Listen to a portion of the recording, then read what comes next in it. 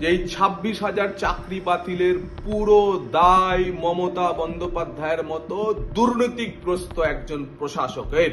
পশ্চিমবঙ্গে যে অরাজক অবস্থা তৈরি হবে, কতগুলো পরিবার চূড়ান্ত ধ্বংসের দিকে এগিয়ে যাবে, তার জন্য দায়ী কে?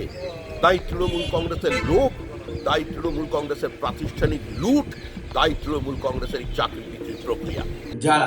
যারা পরীক্ষা দিয়ে চাকরি পেয়েছিলেন, যারা শিক্ষক হয়েছিলেন, তাদের চাকরি আজকে চলে গেল শুধুমাত্র মমতা বন্দ্যোপাধ্যায়ের পার্টির লোকেদেরকে, অর্থাৎ অযোগ্য যারা পয়সা দিয়ে চাকরি পেয়েছিল, তাদের চাকরিটা বাঁচানোর জন্য মমতা বন্দ্যোপাধ্যায় এই পুরো 26,000 লোকের চাকরি বলিদান দিল।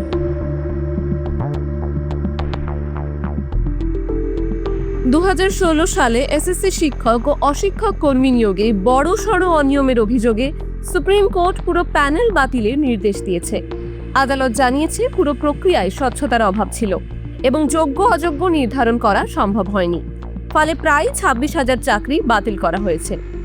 পাশাপাশি যারা মেয়াদ উত্তীর্ণ প্যানেলে চাকরি পেয়েছেন বা যারা সাদা খাতা জমা দিয়ে চাকরি পেয়েছেন, তাদের বেতন ফেরত দেওয়ারও নির্দেশ দেওয়া হয়েছে।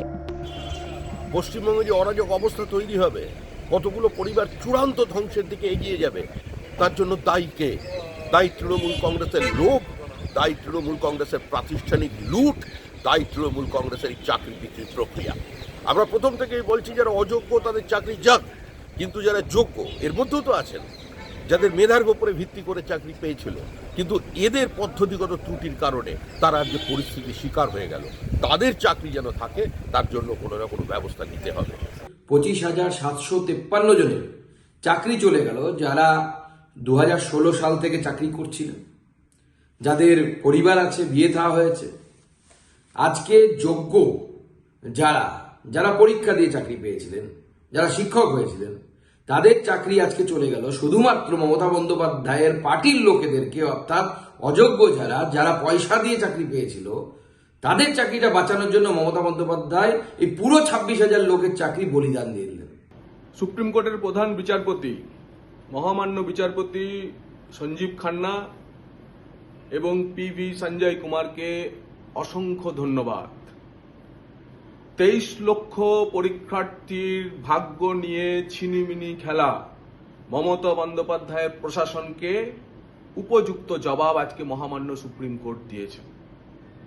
2016 সালে স্কুল সার্ভিস কমিশনের টিচিং এবং নন টিচিং স্টাফ রিক্রুটমেন্টের ক্ষেত্রে যে 24,800-900 মতো রিক্রুটমেন্টের বদলে তারা অনৈতিকভাবে 26,000 রিক্রুটমেন্ট করেছিলেন এবং পুরো নিয়োগ প্রক্রিয়া তাকে ফ্রডুলেন্ট, ম্যানিপুলেটেড এবং টেন্টেড বলে আজকে সুপ্রিম কোর্ট জানিয়ে দিয়েছে।